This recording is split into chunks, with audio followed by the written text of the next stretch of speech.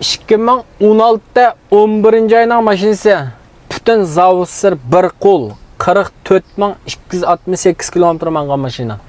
Hesapta 43.000 km mangan maşina bu. En taleylikmiş meni qo'llab kelgan.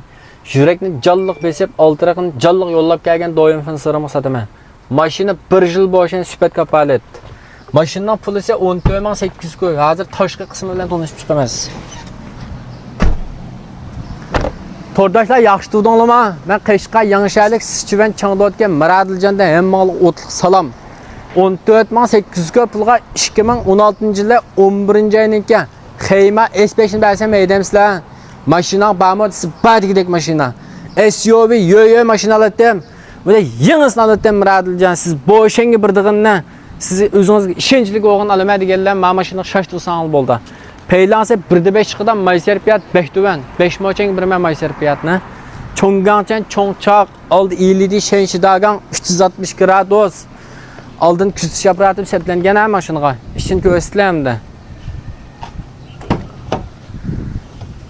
Aldırma gösterken işkinin este orunduk, teginan dibencilerden tatip maşını muyda yeni teyye alamı, iPad ikrallarım acayip ne çemanına görsanız buldu. Üstünlük. Da hakiki yeni ama ben de kamdan kam çıkaydı bana yenisi.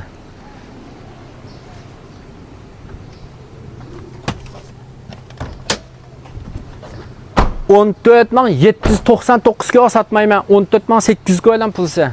İşin yense 2026'da 11. ay. Kiler yılı 11. aycıma majilemez. Boşense 11. ay tuşuda. Şincan uzuğan boşen bağma maşında. Olamaz hep köyde, kızık. Ben motor kısmını göstereyim maşının. Göstereyim buldu. Maşının muyda yeni. Muyda pakiz. Ma maşinaga shash turasizlar. Davam chiqmayjima menda yengisi. Lazım uçur qilinglar. O'rnim Sichivan Changdoda. Kirasini to'lab olib olsizlar. Kiras 2000 ko'ch qila. Qo'llab berganlik rahmat.